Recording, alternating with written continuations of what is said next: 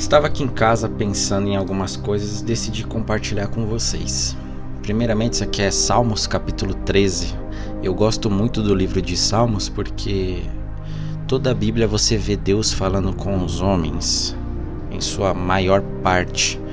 Mas Salmos especialmente é um dos livros onde você vê mais os homens falando com Deus, expressando seus sentimentos, expressando suas dores, suas angústias, suas indignações e também a sua gratidão.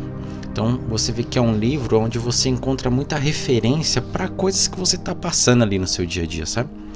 Salmos é um livro bem interessante por esse motivo, e quem me ensinou a olhar para o livro de Salmos dentro dessa perspectiva foi o Rodrigo Silva. Eu encontrei com ele numa livraria quando ele foi lançar um livro, e aí a gente bateu um papo rápido, mas que me marcou. E uma das coisas que ele me disse era exatamente isso sobre o livro de Salmos. Ele falou: lê mais, você vai entender que o que você está passando não foi só você, não é só você. Várias pessoas passam por isso, especialmente pessoas que estão lá na Bíblia mesmo. Você vai ver o próprio Davi se queixando de algumas coisas que você me expôs aqui. Então, basicamente foi essa nossa conversa, isso me marcou muito. E por isso que eu tenho um olhar um pouco carinhoso para o livro de Salmos. Eu acho interessante isso aqui, eu queria compartilhar com vocês. Vamos ler ele todo e eu vou chegar numa conclusão bem rápida no final. Ó Senhor Deus, até quando esquecerás de mim? Será para sempre? Por quanto tempo esconderás de mim o teu rosto? Até quando terei de suportar este sofrimento? Até quando o meu coração se encherá dia e noite de tristeza? Até quando os meus inimigos me vencerão? Ó Senhor, meu Deus, olha para mim e responde-me. Dai-me forças novamente, para que eu não morra. Assim os meus inimigos não poderão se alegrar com a minha desgraça, nem poderão dizer: nós o derrotamos. Eu confio no teu amor.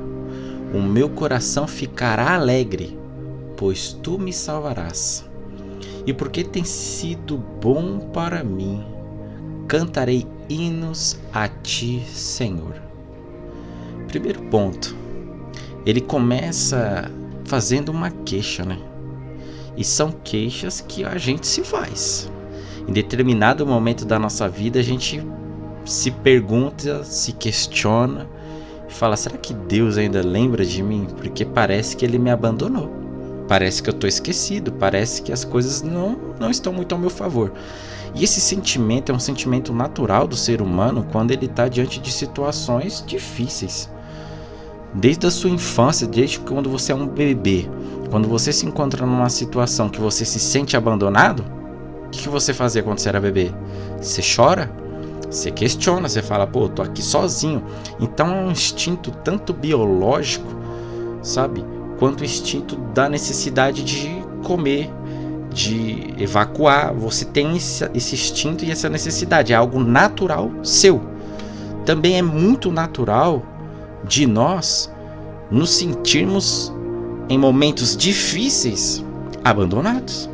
É um sentimento natural do ser humano. Acontece com todo mundo, seja rico, seja pobre, seja branco, seja preto, seja pardo, indígena, LGBT, seja o que for. Todo mundo passa por esse sentimento, independente da sua região, onde você mora, todo mundo passa por isso. E quando ele começa com esse questionamento, já te dá uma empatia, sabe? Você fala: meu, eu também já pensei, eu estou pensando dessa forma.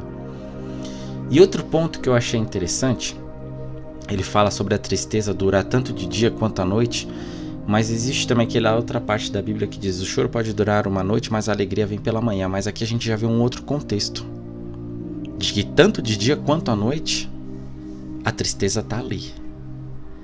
Porque existem noites que são mais longas, existem noites que se prolongam por mais do que a gente gostaria. Aí você fala assim: pô, então depende do contexto, né? O choro pode durar uma noite, mas a alegria vem pela manhã. Realmente, depende do contexto. Existem lugares do mundo que é 6 meses de dia e 6 meses à noite. Existem lugares que o sol não gira como aqui onde a gente mora, como a gente está acostumado. Assim também como existem circunstâncias da nossa vida que passam rápido e tem outras que demoram a passar. Elas são persistentes. Mas quando essa situação é persistente, ao meu ver, ao meu ponto de vista, nos mostra que existe algo sendo cozinhado dentro de nós. Algo grande, algo poderoso, porque todas as coisas cooperam para o bem daqueles que amam a Deus. Então essa tristeza que muitas das vezes nos persegue, esse sentimento muitas das vezes de abandono, tem um propósito, tem um motivo, tem um porquê. Algo está sendo gerado dentro de você no momento da sua tristeza. Só que você às vezes não está percebendo.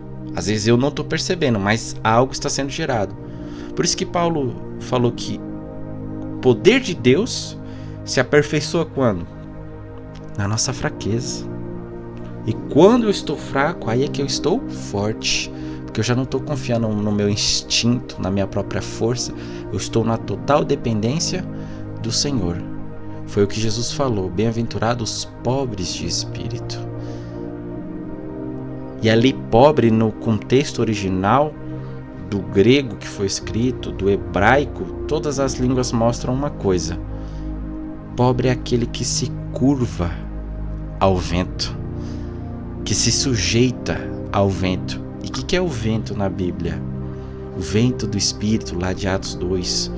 Então, pobre de espírito é alguém que se curva diante da presença de Deus e depende, coloca a sua vida totalmente na dependência de Deus.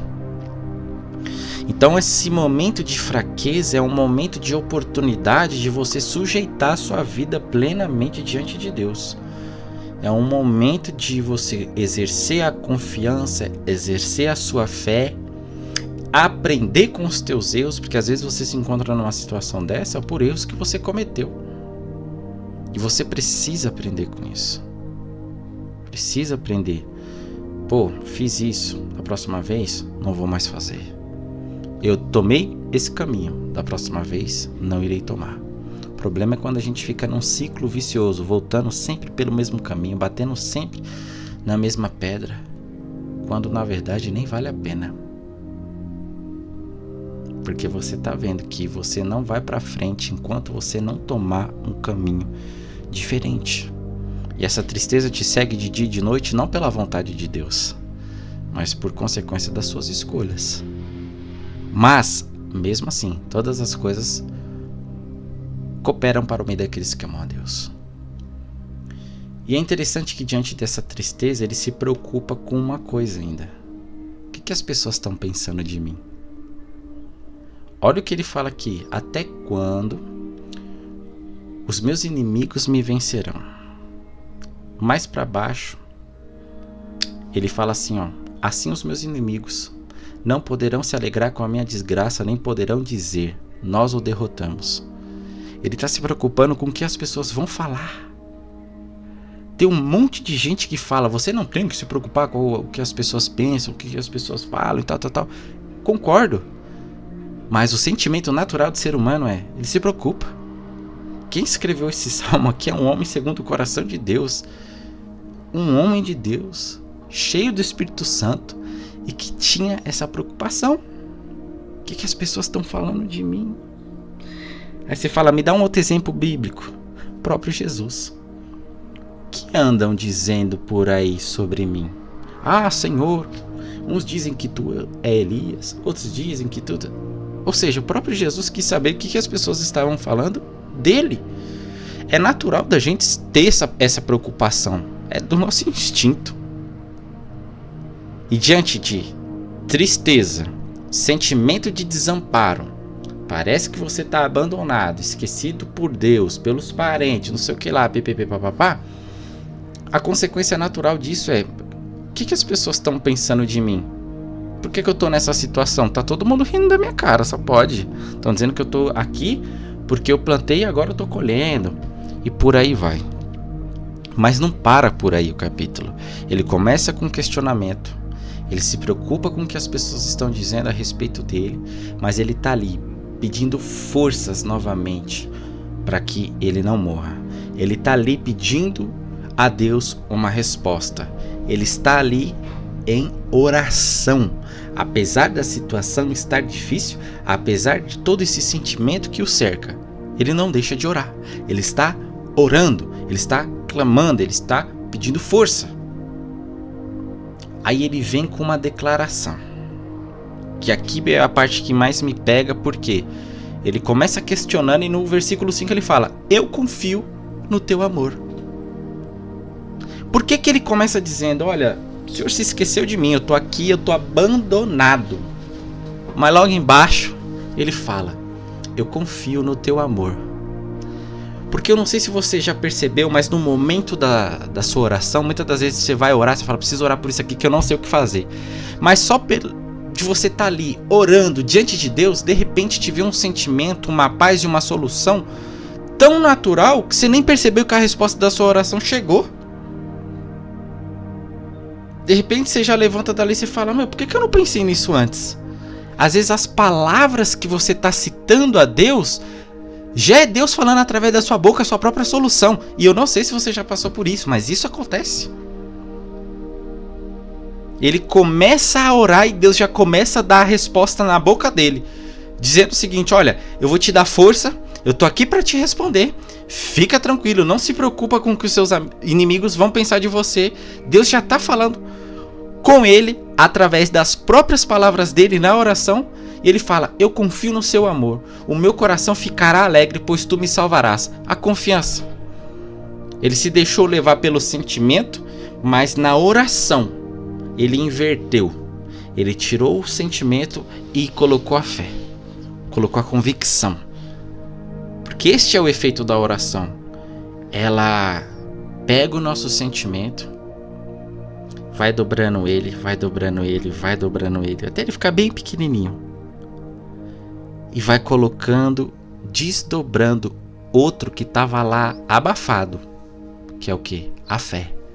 A oração ela vai desdobrando, desdobrando, desdobrando, desdobrando a fé, até o momento em que a fé já tomou toda a proporção, já tomou todo espaço, já tomou todo o lugar.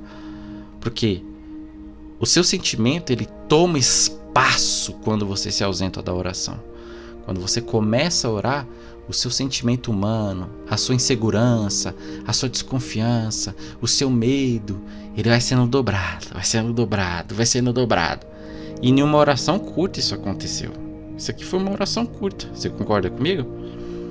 E foi se desdobrando o papel da fé, para tomar toda a proporção da tua mente, do teu coração.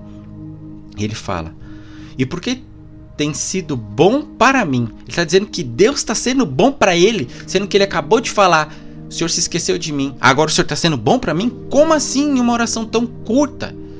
A perspectiva muda tanto. Porque este é o poder da oração, mudar a nossa perspectiva. A oração muda a nossa perspectiva da vida. Em um momento a gente questiona, no outro a gente agradece, em frações de segundo, porque a gente se propôs a orar. Isso me surpreende demais. E consequência disso, cantarei hinos a ti, ó Senhor. Cantar quando está tudo bem é fácil. Agora, cantar louvor a Deus em um momento onde teu sentimento está te atrapalhando é muito difícil. Por isso que antes do louvor ele vai fazer o quê? Vai orar, vai mudar a perspectiva, para que quando ele abrir a boca, ele possa soltar um verdadeiro louvor de um coração agradecido. Bom, essa é a mensagem que eu estava aqui pensando, meditando, desde a tarde de hoje, quando eu estava na casa da minha mãe. Peguei a Bíblia que tem lá, abri por um acaso em Salmos 13 e me deparei com esse texto e fiquei com isso na minha cabeça. Amém? Não sei se eu vou postar esse vídeo, mas Deus abençoe quem assistiu. Abraço.